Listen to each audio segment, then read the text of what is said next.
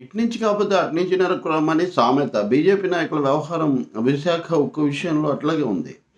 మొదట్లో మేమే వ్యతిరేకమే అన్నారు. ఆ తర్వాత ఎక్కడికి పోదు ఇక్కడే ఉందన్నారు. కొంతమంది అట్లా, కొంతమంది ఇట్లా మాట్లాడారు. ఇప్పుడు అసలు గజం మిథ్య, పలాయనం మిథ్య అన్నట్టుగా ఎక్కడ కేంద్రం నిర్ణయించిందని అడుగుతున్నారు. ఏమి నిర్ణయించకపోతే మీరెందుకు ఇవన్నీ మాట్లాడారు? మీరెందుకు ప్రత్యామ్నాయాలు సూచించారు? మీరెందుకు ప్రతినిధి వర్గాలు వెళ్ళారు? సాయంత్రం వాళ్ళ రాజ్యసభ సభ్యుడి ఛానల్స్లో ప్రత్యేకమైన చర్చల్లో పాల్గొని మరీ చెప్తున్నారు ఇదంతా కూడా అసత్య ప్రచారం అని. ఏది అసత్య ప్రచారం? డిజిన్వెస్ట్మెంట్ విభాగం యొక్క అధికారిక ట్విట్టర్ హ్యాండిల్లో క్యాబినెట్ కమిటీ భారత ప్రభుత్వం యొక్క 100% డిజిన్వెస్ట్మెంట్ స్కీమ్లో రాష్ట్రీయ ఇస్పాత్ నిగమ్ లిమిటెడ్ను చేర్చాలి అని నిర్ణయించింది అని పెట్టినటువంటి మాట అబద్ధమా? అలాగే దాంతోపాటు మేనేజ్మెంట్ను కూడా బై వే ఆఫ్ ప్రైవేటైజేషన్ అనే పదం కూడా మొదటిసారి వాడారు. డిజిన్వెస్ట్మెంట్ నుంచి ఒక అడుగు ముందుకేసారు. ప్రైవేటైజేషన్ మేనేజ్మెంట్ని కూడా చేయాలని ఇన్ ప్రిన్సిపల్ ఒప్పుకుందని. తుహిన్ కాంతి పాండే అని దీపం సెక్రటరీ ఆయన దాని గురించి చెప్పాడు, దాంట్లో ట్వీట్ పెట్టారు. ఈరోజు ఒక మేధావి మాట్లాడుతూ ఉన్నాడు, ఆ దీపంలో చూసారా నీతి ఆయోగ్ ఎక్కడన్నా ఉందా అని. ఒక ఆయనేమో అసలు నిర్ణయమే జరగలేదంటాడు, ఇంకొక ఆయనేమో ఇంకేదో చెప్తాడు. ఏంటిది?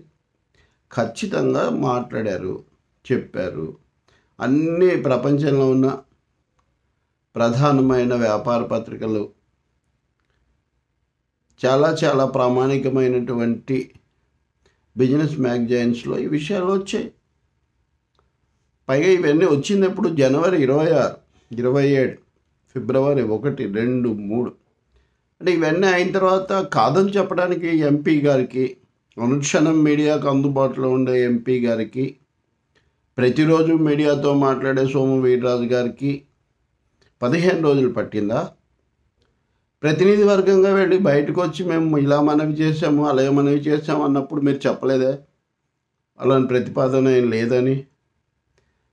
మేము కూడా చెప్తాము అని చెప్పిన జాతీయ ప్రధాన కార్యదర్శి పురంధేశ్వరి గారు చెప్పలేదే? So it is an afterthought. ప్రజల్లో వచ్చిన నిరసనను చూసిన తర్వాత ఈ ఉద్యమం ఉధృతం అయితే ఇప్పటికే బీజేపీ అంటే తీవ్రమైన వ్యతిరేకత, ప్రత్యేక హోదా, విభజన హామీలు, నిధులు, ఇలా చాలా విషయాల్లో రాష్ట్రానికి ఇచ్చిన మాట తప్పారు అని ఒక తీవ్ర ప్రతికూలత ఎదుర్కొంటున్నారు. హిందుత్వ సహాయంతో దాన్ని ఏదో చేద్దాం అనుకుంటే అది కాస్త సద్దుమణిగింది. అది ఏపీలో పారలేదు. పంచాయతీ ఎన్నికల్లో కూడా బీజేపీ కంటే జనసేనకు ఏం మెరుగేమో అనిపించేటట్టుగా ఫలితాలు వచ్చాయి. ఇవన్నీ అయిన తర్వాత ఇంకా ఈ ఉక్కు ఫ్యాక్టరీ సమస్య మీద తీవ్రమైన ఉద్యమం ఉధృతం అయిన తర్వాత ఎదుర్కోలేము అని ఒక అడుగు వెనక్కేస్తున్నారు. విధానపరంగా వేయటం లేదు, నిజంగా వెనక్కుపోవడం లేదు. కేవలం ఇప్పుడు కొంచెం బుజ్జగించడానికి, చల్లబరచడానికి మాత్రమే ఈ మాటలు మాట్లాడుతున్నారు. ఒక ఆయనేమో నోటిఫికేషన్ ఇచ్చారా అంటాడు, ఇంకొక ఆయనేమో అసలు నిర్ణయమే జరగలేదంటాడు, ఇంకొక ఆయనేమో నీతి ఆయోగ్ తెలుసా అని ప్రశ్నిస్తాడు. ఏంటి ఇవన్నీ కూడా? అందుకని చెప్పమనండి, ఇనుము ఉక్కు శాఖ మంత్రిని, ఏ ధర్మేంద్ర ప్రధాన్ను మీరు కలుసుకున్నారో ఆయన చెప్పమనండి, మేము చేయబోవడం లేదు అని. నిర్ణయం ఇంకా ఆచరణలోకి రావడం లేదు, నోటిఫికేషన్ ఇవ్వలేదు అని చెప్పడం వేరు. ఆ ట్వీట్ తప్పు, అందులో ఉన్న సమాచారం అన్నది సరికాదు, మేము విశాఖ ఉక్కును ప్రైవేటీకరించడం లేదు అని ధర్మేంద్ర ప్రధాన్ను